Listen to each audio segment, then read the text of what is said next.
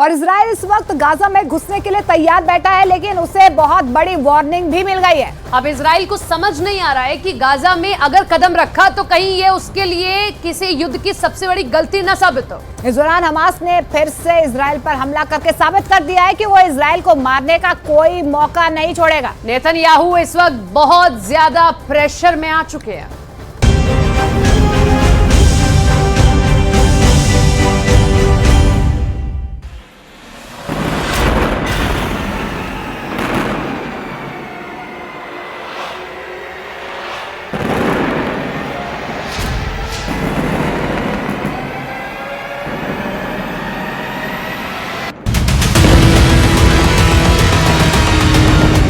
Gaza में Hamas के अड्डों पर जब जब बम गिरता है, नेतन्याहू चैन की सांस लेते हैं। गाजा को पूरी तरह मिटाने का उनका प्लान तैयार है। इजराइल अब गाजा की एक एक गलियों में अपने दुश्मन को खत्म करना चाहता है। हमास के बहुत ही खतरनाक हमले के बाद इजराइल ने युद्ध का ऐलान कर दिया है और इस वक्त गाजा पर पूरी दुनिया की निगाहें हैं। सवाल है कि क्या इजराइल के पास इतनी ताकत है कि वो गाजा में एक ऐसा ऑपरेशन चलाए जो हमास को पूरी तरह खत्म कर देगा। ऐसे ग्राउंड ऑफेंसिव यानी गाजा में घुसकर ऑपरेशन करने के लिए इजराइल को 3 चीजों की जरूरत है। पहली है फौज यानी पैदल सेना, दूसरी है बख्तरबंद वाली ताकत यानी टैंक और बख्तरबंद गाड़ियां, और तीसरा है तोपखाना जो सेना का रास्ता क्लियर करे। अभी तक इजराइल ने जो एक्शन लिया है उसमें गाजा में हवाई बमबारी है जिसमें कई इमारतें पूरी तरह तबाह की जा चुकी हैं, लेकिन असली मकसद तब पूरा होगा जब गाजा की जमीन पर उसकी फौज का कब्जा होगा। सवाल है कि इजराइल ये किस हद तक कर पाएगा, उसकी ताकत क्या है, उसके जरिए क्या हैं और क्या ये लंबे वक्त तक मुमकिन है। इजराइल के पास 1,70,000 की आर्मी है और रिजर्व को मिलाकर इजराइल की सेना 6.25 लाख तक हो जाती है। इजराइल के पास 500 से ज्यादा टैंक, इसके अलावा 1,000 टैंक रिजर्व में है। इनमें उनका मेन बैटल टैंक मरकावा है, मरकावा 4, मरकावा 3। ये टैंक दुनिया के सबसे बेहतरीन टैंक माने जाते हैं।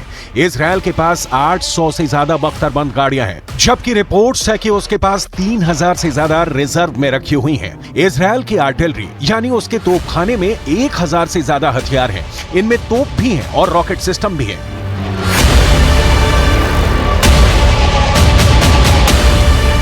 इजराइल की सेना की ताकत पर किसी को कोई शक नहीं। इजराइल अरब देशों के साथ कई युद्ध लड़ चुका है और जीता भी है। इसकी वजह उसकी तकनीक के अलावा अमेरिका से मिलने वाले हथियार भी हैं।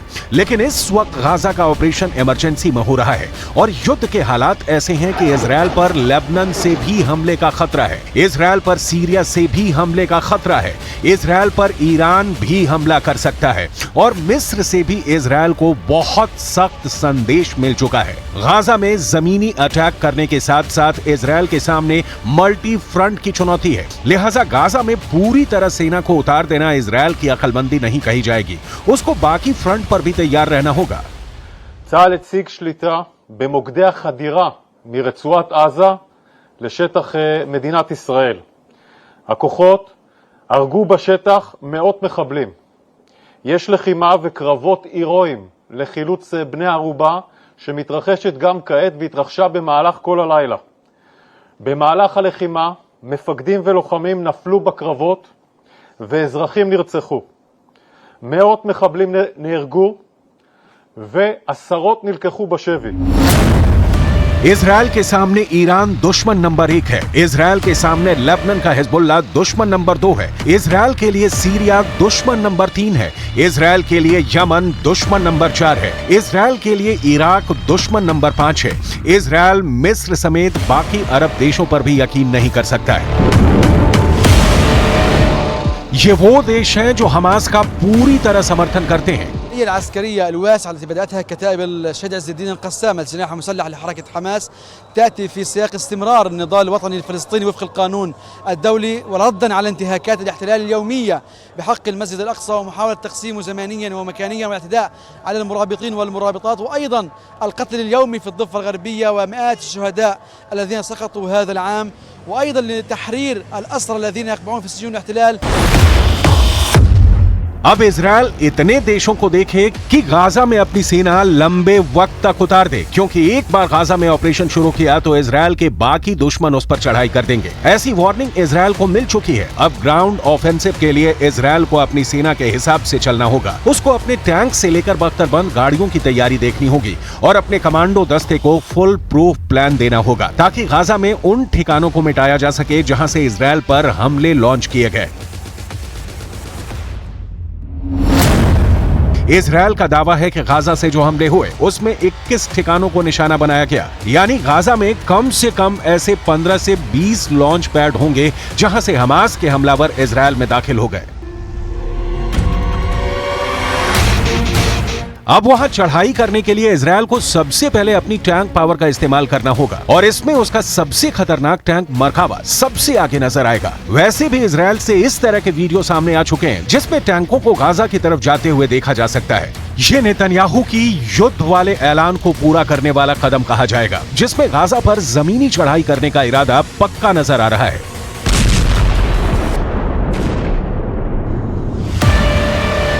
इजरायल ने जब गाजा में एक इमारत पर बम गिराने का इरादा किया तो उससे पहले गाजा में यह जानकारी पहुंच गई कि इजरायल अब एक इमारत गिराने जा रहा है और आसपास के लोग बाहर ना निकले। قال بدي بلغ الجماعه يطلعوا ما يطلعوش من البيوت، خليك في البيوت بدنا ننزل برج الوطن. فقالوا له عم ينفعش نضل في البيت وتنزل برج، قال مش هتقصروا خليكم قاعدين في البيوت حننزلوا بالراحه يعني.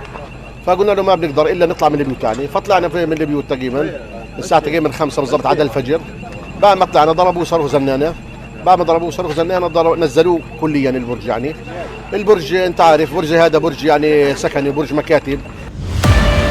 इसके बाद जब इस बिल्डिंग को गिराया गया तो आप तबाही का अंदाजा देख सकते हैं। इजरायल अब पूरी तरह बदला लेना चाहता है और हमास उसका सबसे बड़ा टारगेट है। इजरायल किसी भी ऐसी इमारत को नहीं छोड़ रहा जहां उसे लगता है कि हमास के हमलावर हो सकते हैं। गाजा में इस वक्त कई जगह मलबा ही मलबा फैला हुआ है। यहां बहुमंजिला इमारतें गिराई जा रही हैं। कब कहां इजरायल का बम आकर गिरेगा कोई नहीं जानता और यही सबसे बड़ा खतरा है। इजरायल रात में भी हमले कर रहा है और दिन में भी उसका अटैक जारी है। हमास को लेकर इजरायल की नीति अब साफ है, लेकिन ऐसे हमलों में वो लोग भी मारे जाएंगे जिनका हमास के हमले में कोई हाथ नहीं। هذا المسجد كنا في أمان الله عز وجل، صلينا العشاء بالأمس فيه، ثم فجأة قصف هذا المسجد دون سابق إنذار ودون إخبار أحد من الجيران. روعوا الأطفال، روعوا الشيوخ، روعوا النساء كبار السن، مصاحف بعثرت، المسجد قلب عن بكرة أبيه। हमास ने 7 अक्टूबर 2023 को हमला किया है। वो एक तरह से इजरायल की सेना पर नाकामी का एक बहुत बड़ा धब्बा लगा चुका है। इजरायल के लिए सबसे शर्म वाली बात है कि उसके बहुत से बड़े हथियार हमास के गोरिल्ला युद्ध वाले हमले को झेल नहीं पाए। आप हमास के मुकाबले में इजरायल को देखेंगे तो आपको इजरायल की ताकत समझ में आएगी। इजरायल के पास टैंक और बख्तरबंद गाड़ी है, हमास के पास दिखाने के लिए सिर्फ एसयूवी है। इजरायल के पास बड़ी बड़ी तोप है, हमास के पास रॉकेट है। इजरायल एक बड़ी ड्रोन पावर है, वो पूरे गाजा पर 24 घंटे नजर रख सकता है। हमास के पास छोटी दूरी के ड्रोन है जो आत्मघाती हमला कर सकते हैं। इजरायल की सेना 6 लाख से ज्यादा है। हमास के हमलावरों की तादाद 30 से 40 हजार बताई जाती है। इस बार इजरायल पूरी तरह गाजा पर चढ़ाई करना चाहता है और वो इसके लिए अपना सबसे बड़ा टैंक तैयार कर चुका है। इसमें मरकावा 4 टैंक सबसे बड़ा नाम है। लेकिन नेतन्याहू को डर भी है जो हमास के हमले में ढेर हो गया और फिलिस्तीन के लोग उस पर चढ़ गए। ये इजरायल का नहीं, पूरी दुनिया में सबसे खतरनाक टैंक माना जाता रहा है, लेकिन हमास के एक हमले में ये ढेर हो गया।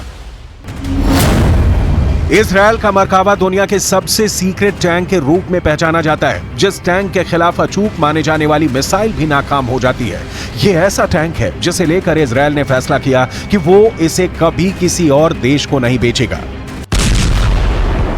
जिस जलते हुए टैंक की तस्वीरें पूरी दुनिया ने देखी, अब वही टैंक गाजा पर चढ़ाई करने के लिए सबसे आगे रहकर कमान संभालेगा। ये सब नेतन्याहू के फैसले पर निर्भर करेगा। उसी मरकावा टैंक को लेकर बहुत सी बातें हैं जो आज भी इजरायल की डिफेंस इंडस्ट्री के अंदर ही सीक्रेट बनी हुई हैं। दुनिया इस टैंक के बारे में बहुत सी बातें नहीं जानती है।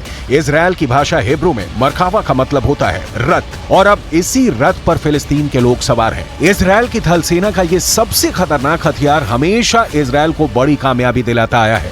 लेकिन हैरत यह भी है कि हमास के पहले हमले में ही ये फेल हो गया। इजरायल ने अरब देशों के साथ 1967 में हुए युद्ध के बाद इसे बनाना शुरू किया। 1973 के युद्ध के बाद इसके डिजाइन में और बदलाव किए गए।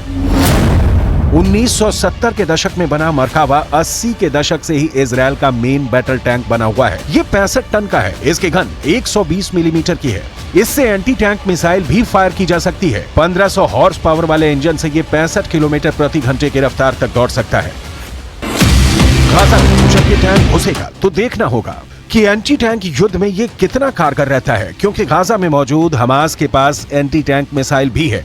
इसमें कोई शक नहीं कि वहीं बारूदी सुरंग भी बिछाई गई होंगी। इसमें भी कोई शक नहीं। हालांकि जब जब हमास ने हमला किया है तो ये टैंक जहां था वहीं खड़ा रह गया। दूसरे टैंकों की तरह इस टैंक का इंजन पीछे नहीं आगे होता है, ताकि दुश्मन के हमले के वक्त इस टैंक में बैठे सैनिक सुरक्षित रहें। लेकिन हमास के हमले के बाद इस टैंक से इजरायली सैनिकों को मुर्दा हालत में बाहर निकाला गया। वो तस्वीरें आपको विचलित कर सकती हैं, इसलिए उसे शामिल नहीं किया गया है। ये एक इन्फेंट्री फाइटिंग व्हीकल के तौर पर भी काम करता है। लेकिन इस टैंक को बचाने वाला बड़ा सिस्टम आयरन डोम की तरह ही नाकाम साबित हुआ।